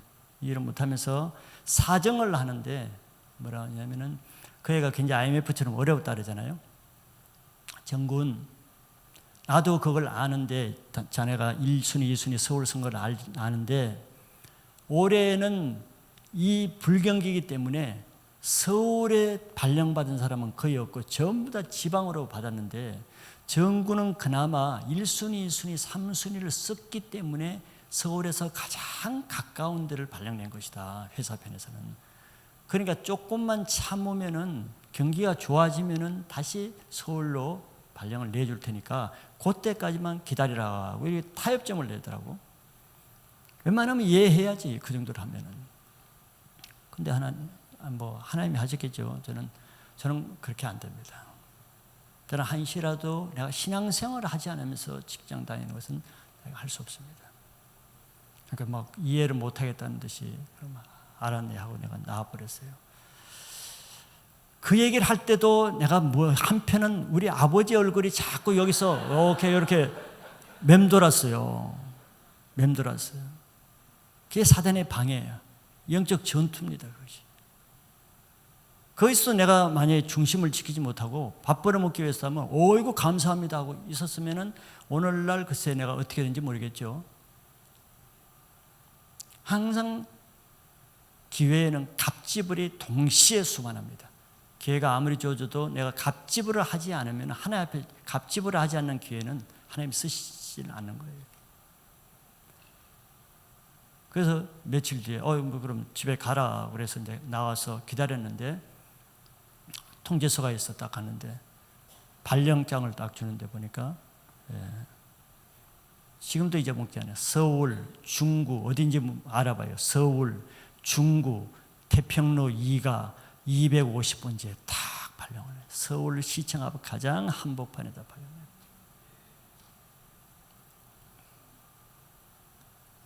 시간이 이제 여러분들 버스 거칠 시간이 다 되니까 오늘은 요까지를 해야 되겠어요. 끝이 없어요. 이 가정은 27년간 살아온 이 간정을 다 하려면은 끝이 없어요. 이 결론을 좀 요까지만 하고 이제 결론을 맺으면은 그 뒤로 이제 이어지는 것이 목회자로까지 어떻게 부르시는가. 즉 목회자가 되기 전부터 하나님은 목회자가 되고 딱 이렇게 하는 것이 아니고 되기 전부터 하나님은 저를 계속 날 때부터 오늘 이 스컷 드라마에서도 날 때부터 하나님이 나를 만드셨기 때문에 절대 눈동자 떼지 않습니다. 태어날 때부터 지금까지 우리는 하나님의 눈을 많이 뗐을지 몰라도 여러분 사실입니다. 하나님은 우리를 어느 부모가 자기 자식을 낳는데 자식에서 눈을 뜨겠어요. 항상 관심을 가지고 항상 우리를 인도하시되 늘 우리 중심을 테스트하신다는 거예요. 그래서 그 테스트에 패스하는 만큼 쓰시는 거예요. 사울에게도 테스트 기회를 줬잖아요. 사무엘을 통해서 일주일 뒤에 내가 번져드리겠다. 테스트에 패스했으면 괜찮은데 패스를 못하면 패스한 사람 위로 올라가고 패스 못한 사람 내려가는 거예요. 인생의 갈림길이 여기 되는 것입니다. 이런 걸 할 때 내가 아찔아찔한 거예요. 아찔아찔한 거예요. 아브라함도 패스를 하니까 올라간 거 아니에요. 난 이런 것을 이런 걸 느끼면 진짜 뭐 전율이 느껴져요. 우리는 하나 없이 그냥 빈둥빈둥 살지만 이런 사건을 통해서 보면 하나님은 정말 정확하시고 한치의 오차도 없이 나를 항상 보고 계시는데 그때그때 나를 훈련시켜서 연단시켜서 더 큰 일에 쓰임받게 하기 위해서 계속 중심을 테스트하십니다. 이 테스트에 패스를 해야 돼요. 저는 직장 이제 들어가게 됐거든요. 들어가서도 내가 1년 동안 하나님이 내가 뭐 전도하려고 할 때 못하니까 5년 동안을 거기 이제 있게 했는데 5년 동안 괜히 있게 한 게 아니에요. 오늘날 내가 목회하는데 가장 필요한 훈련 테스트. 여러분들 자기 훈련만 가장 강한 것 같잖아요. 나는 내가 훈련 받을 때 욥기 23장 10절을 내가 외우다시피 그냥 울면서 다니는 사람이거든. 나의 가는 길 그가 아시나니 내가 정금같이 달려나면 내가 정금같이 나가랴. 왜 나에게만 하나님 내가 잘못한 것도 없고 하나님을 위해서 남보다 더 열심히 살려고 하는데 고생은 왜 나에게만 주니까 이게 그냥 말로는 안 했지만 속으로는 늘 의문이 왜 나에게만 이런 어려운 시험을 다 이유가 있는 거예요. 그냥 이유 없이 그런 게 5년 동안 하나님은 그 직장 안에서 퍼펙트한 하나님의 사람이 되기 위한 훈련을 다 시킨 거예요. 여러분들 지금 그냥 교회 우연히 계신 것 같지만 하나님이 여러분들 다 계획을 가지고 아무리 사람의 다 1대1로 다루고 계시는 거 알아야 됩니다. 예의가 없어요. 하나님 나는 아니에요. 전부 다 다룹니다. 특별히 뭘 통해서? 그런 바로 어려움이나 고난이나 사건이나 기회나 이런 걸 통해서 여러분들이 얼마나 많이 그때 실패하는가를 한번 생각해 보세요. 그 조그만 거 포기 못해서 갑질을 못해서 그래서 하나님 앞에 부끄러움을 보고 지나가는 후회가 되고 이래서 내가 맨날 여기서 정체되는 거예요. 여러분들 젊은 시절에 1년은 나이 먹어서 10년과도 바꾸기 어려운 황금 같은 시간입니다. 그런데 여러분 청년의 때 그런 테스트에 패스를 못하면 하나님이 그냥 쓰시지는 않습니다. 뺑뺑 돌려서라도 그 테스트 한 다음에 쓰시지. 성경 인물들 보세요. 반드시 그 테스트 한 다음에 쓰십니다. 그러면 자꾸 뺑뺑이 도는 거예요. 패스될 때까지. 그거는 시간 낭비입니다. 그런 인생 살 필요가 없는 거예요. 내가 다윗처럼 분명히 훈련받을 때 훈련받고 쓰임받을 때 쓰임받고 내가 살면 얼마나 산다고 그 몇십 년 동안 중심 지키면 영원한 하나님 나라 보장되는데 사단이 그걸 방해하고 밀어나게 미혹하는데, 여러분들 마지막 때입니다. 여러분들 인생 다 귀하잖아요. 귀한 인생 귀한 데 써야 되지 않겠어요? 귀한 인생 가치 없는 이 세상에 썩어질 것에 쓰인다 그러면 얼마나 억울합니까? 제가 학생 캠퍼스 운동할 때는 한 80명 되면 한 70% 이상이 다 하나님에서 헌신자였어. 성교나 하나님이고. 졸업 때만 되면 어떤 길은 다 자기 하나님 일한다 해서 말리느라고 때가 어려운 때가 있어요. 지금은 더 어렵습니다. 나는 여러분들 청년 때 결혼하고 나면은 운신의 폭이 좁아져요. 나이가 들면 더 좁아집니다. 결혼 전에, 나이가 들기 전에 마음껏 여러분들을 하나님에 섬길 수 있는 이때, 난 할 수만 있으면 여러분들 이 정도 청년의 때가 되면은 다 하나 앞에 자기 인생을 한번 드리는 사람이 나 여러분들 중에 나오기를 원합니다. 그게 가장 값진 인생이에요. 여러분, 딴 인생 살아봤자 뭐 별것 있어요? 별것 없습니다. 먹고 살다 죽는 인생이에요. 나는 청년의 때 여러분들 왜 훈련받아야 되는가를 훈련받기 위해서 훈련받는 사람처럼 어리석이가 없어요. 왜 훈련받는 걸 이해하셔야지. 하나님 앞에 쓰임받기 위해서, 하나님 테스트에 통과하기 위해서 아는 그 자체가 훈련입니다. 그래서 훈련받을 때 여러분들 훈련받으시고, 훈련받은 사람은 하나님 가만 놔두십니까? 일꾼이 없는 이때 왜 하나님은 나를 안 쓰시나? 그게 아니에요. 훈련받은 자를 지금 찾고 있어요. 하나님이 찾으실 때 여러분들 다 나서서 내가 여기 있사오니 나를 보내소서, 그럼 다 하나님 일꾼으로 다 자기 인생을 한번 드리는 여러분들 되시기를 축원합니다.